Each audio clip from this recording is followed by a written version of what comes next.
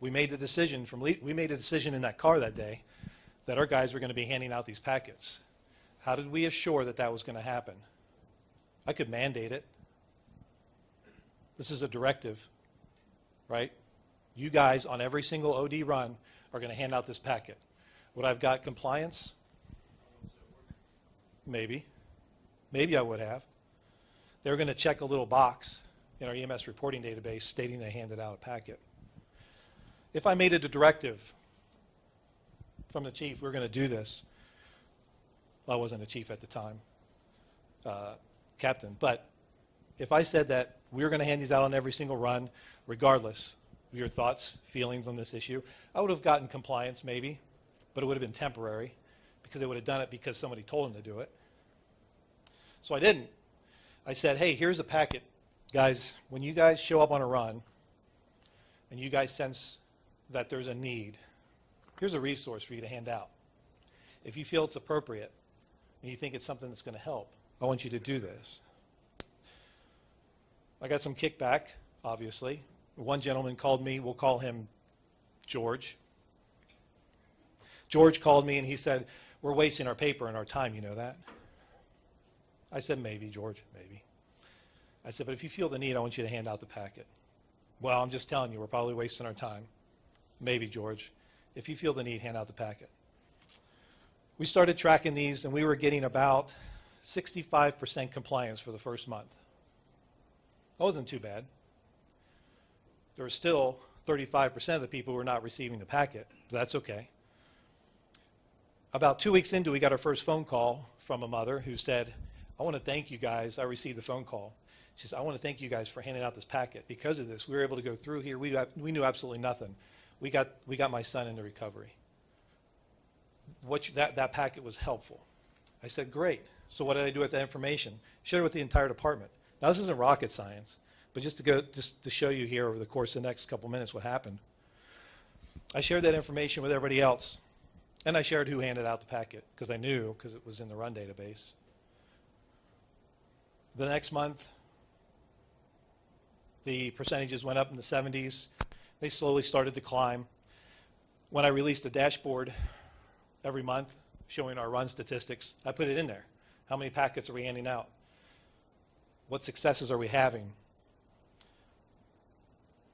It wasn't long after that we started to get into the 80s and 90s.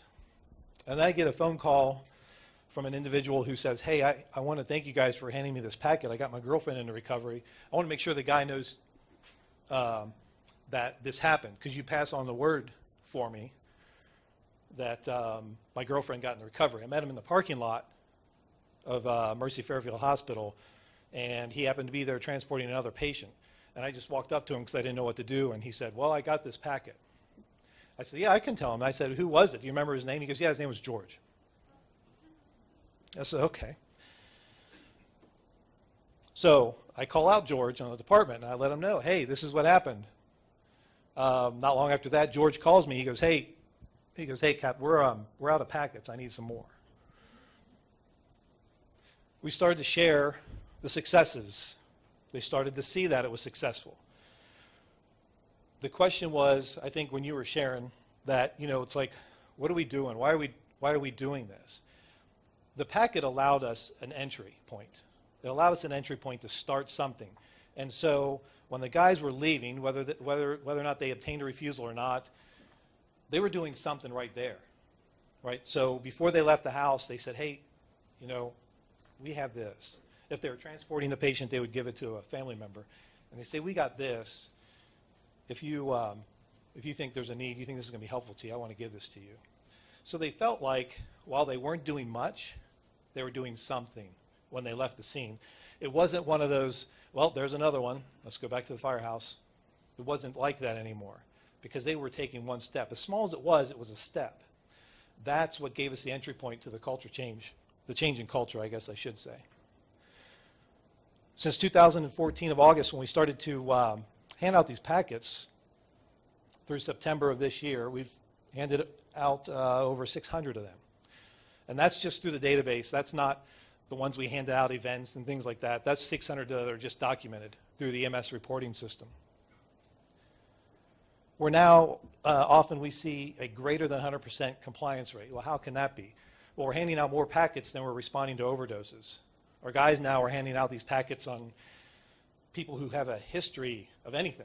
One of our guys responded to a fall down the steps. Through the medical history portion of it, the guy revealed he had been drinking in the past. Didn't really believe they had a problem now, but he'd been drinking in the past. The guy said, here's a packet. Because addiction here. And so he handed out the packet. So now I'm like, well, we're handing out these packets on all these different types of calls because they see the successes. So we shared the success. We gave them something easy to do. It was tangible. It was real to them. One of the other things we attempted to do was try to transport more of our overdose patients. That was kind of a goal of mine because statistically speaking, if we got the person transported, they got connected to recovery as opposed to being just left in their surroundings. So we tried to transport as many as possible. In 2015, we transported 107 out of our 167 overdoses, which was a 37% increase since 2014. I didn't mandate it. I just said this is what we'd like to do.